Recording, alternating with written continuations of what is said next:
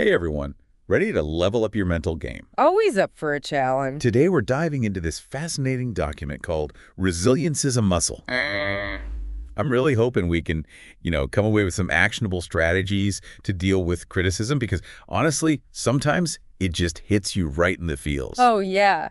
You just feel that sting. Like, whoa, my whole world's falling apart. And I'm sure a lot of our listeners have felt that way too, right? Especially when it comes to criticism. Definitely. And I think this document really nails it when it talks about this idea of filtering criticism. Okay, filtering. I like it already. It's like not all criticism is created equal right. Right. It's like you got to figure out what's actually valuable and what's just noise. Ooh, I like that. Like a mental sieve. Exactly. We're panning for gold. You got to sift through all that dirt to find the nuggets of wisdom. Exactly. And this document breaks it down into these 3 types of criticism, which I think is really helpful. We've got constructive, destructive, and uninformed. Okay, so let's start with the good stuff. Constructive criticism. That's got to be the gold, right? Yeah, it's the stuff that helps you grow. It's specific. It's actionable. It's all about helping you improve.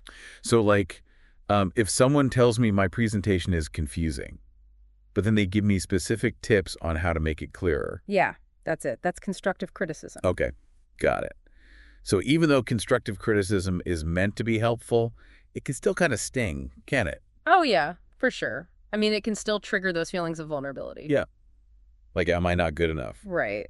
And that's where the document talks about this idea of getting curious about the feedback. Curious. So instead of being all defensive. Yeah. Instead of getting defensive, try to be like, okay, what can I learn from this? Interesting. So it's almost like switching your perspective, right? Exactly. From this person's attacking me to this might actually make my work even better. That's the shift. Okay.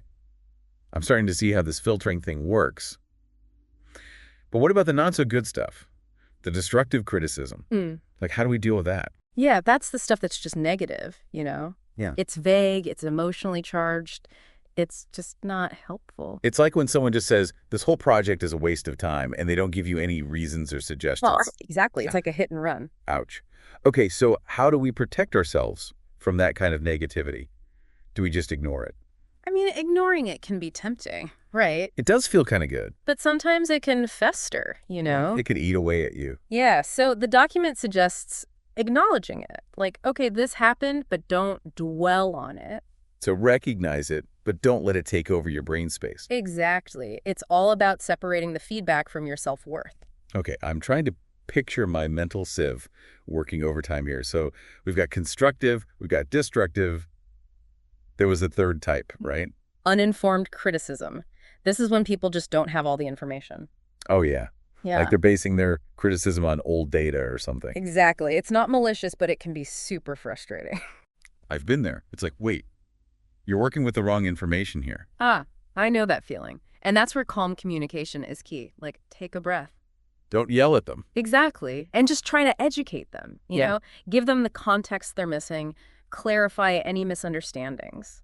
So turn a potential argument into a teaching moment. Exactly. Okay, so we've got these 3 types of criticism, but in real life, how do we actually filter through all of it? Like when that feedback's coming at us, how do we decide what to take in and what to just let go? Well, that's where the document gets really interesting. It gives us these questions to ask ourselves. Okay, so we've got this whole filtering thing down, right? Like how to sort through the good, the bad, and the just plain uninformed criticism.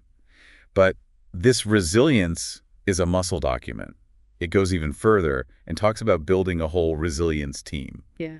What is that like, having a personal cheering section, like a hype squad to back you up? It's more strategic than a hype squad, I'd say. It's really about building this network of support, people who you trust and who get your vision. Okay, got it. So they're not just yes men, right? Right. They can also give you a little tough love when you need it. Exactly. They can challenge you, you know, help you see things from different angles. Yeah. And the document actually gives this really cool example of a CEO who is launching this new tech company, something totally disruptive. Oh, wow. High stakes. Exactly. He knew it was going to be tough, so he built this resilience team with all sorts of people.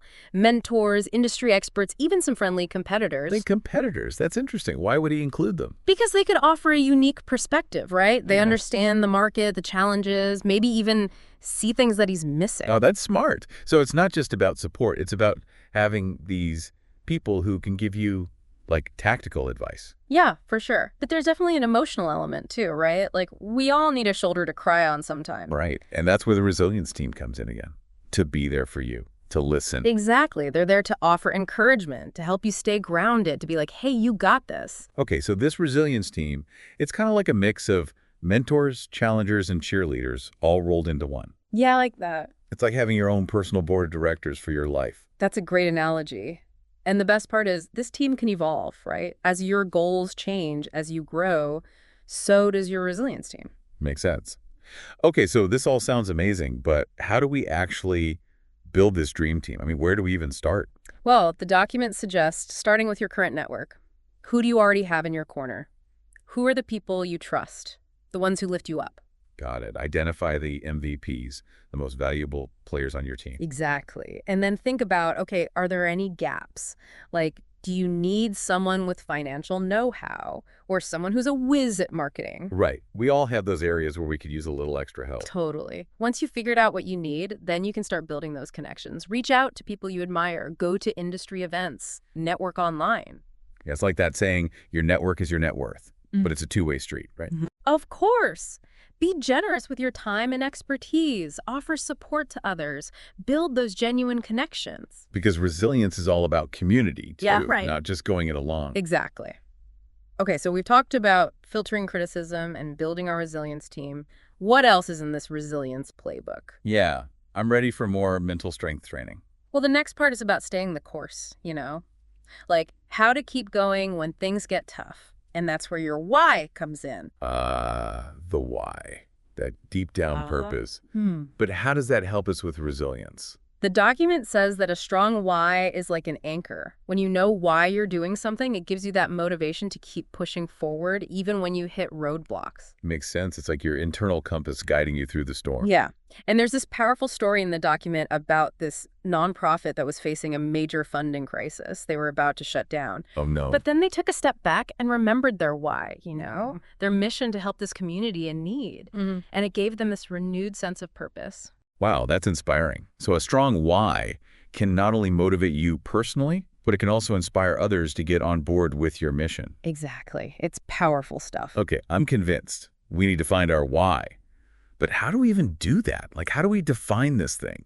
The document says to start by thinking about what really matters to you, your values. What impact do you want to make? Whoa. These are big questions. They are, but they're important ones. Once you have a better sense of your why, write it down. Make it clear and concise, and then share it. Share it. With who? With your team, with your stakeholders, with anyone who needs to hear it. So it's about weaving your why into everything you do. Yeah. That way, when challenges come up, you've got this solid foundation to fall back on. You can remind yourself why you're doing this in the first place. Okay, I'm getting it. It's about more than just setting goals. It's about connecting to something bigger than yourself. Exactly. And then, you know, don't forget to celebrate the wins along the way, all those little victories that bring you closer to your why. I love that. Acknowledge the progress, no matter how small. Because, hey, resilience is not just about surviving, it's about thriving. That's a great way to put it. So we've covered filtering criticism, assembling our resilience dream team, and tapping into the power of our why. I feel like we're building quite the mental fortress here. We are, but there's one more piece of this puzzle, and it might be the most important one of all. Mindset. So we've been talking about all these awesome strategies for building resilience, right? Filtering criticism, that resilience team, and connecting with our why. But you know, as I was thinking about it, it all comes down to mindset, doesn't it? You hit the nail on the head there. This document, it really emphasizes the mental game. Like, you can have all the tools and strategies in the world, but if your head's not in the right place, it's not going to work. Exactly. It's like you can have the best support system, a killer why, but if you're always second-guessing yourself, you're not going to bounce back. Totally. And the document talks about this trap we often fall into. It's focusing too much on prevention instead of preparation. Prevention versus preparation. Okay, I'm intrigued. What's the difference? Well, prevention is like trying to avoid challenges altogether, right? Like building these super elaborate plans to make sure nothing goes wrong. So it's like trying to build a wall to keep all the bad stuff out. Exactly. But the thing is, life happens. There are always going to be curveballs. Right. You can't control everything. Exactly. And that's where preparation comes in. It's about being ready to deal with those challenges when they inevitably pop up.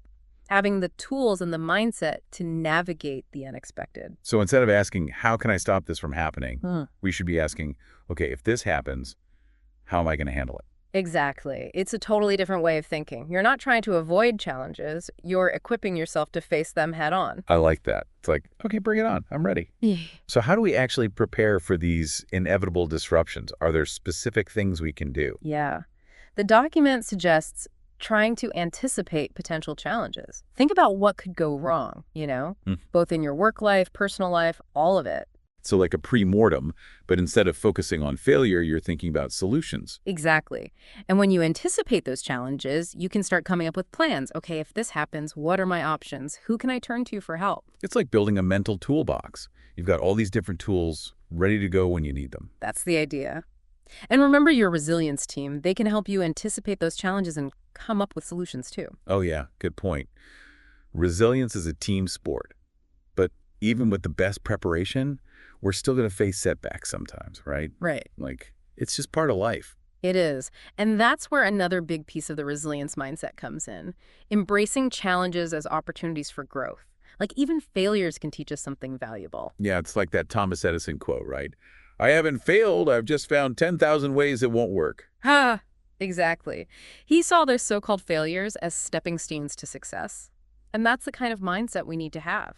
When we see challenges as learning experiences, we're more likely to take risks and try new things. So instead of being afraid to fail, we should see it as feedback and adjust our approach, come back even stronger. Exactly. And that's what separates the people who give up easily from the ones who keep going and eventually reach their goals. It's that resilience muscle. And the more we challenge ourselves, the stronger that muscle gets. Right. So we need to stop seeing challenges as these big, scary things and start seeing them as opportunities to grow. Couldn't have said it better myself. And remember, building resilience is an ongoing process. It's not a one-time thing. It's a journey. So true. Well, this deep dive into resilience as a muscle has been amazing. So many great insights. But, it's up to each of us to actually put these strategies into practice. Absolutely. Resilience is something you actively build. It's about the choices you make, the actions you take, and the way you think. Well said. So to all our listeners out there, I hope you feel empowered to start building your resilience muscle today. Be kind to yourself, celebrate your progress, keep learning, and keep growing. And remember, you're not alone in this. We're all on this journey together. That's a great reminder. Thanks so much for joining me on this deep dive. And to all our listeners, until next time, keep exploring and keep learning. There's a whole world of knowledge out there just waiting to be discovered.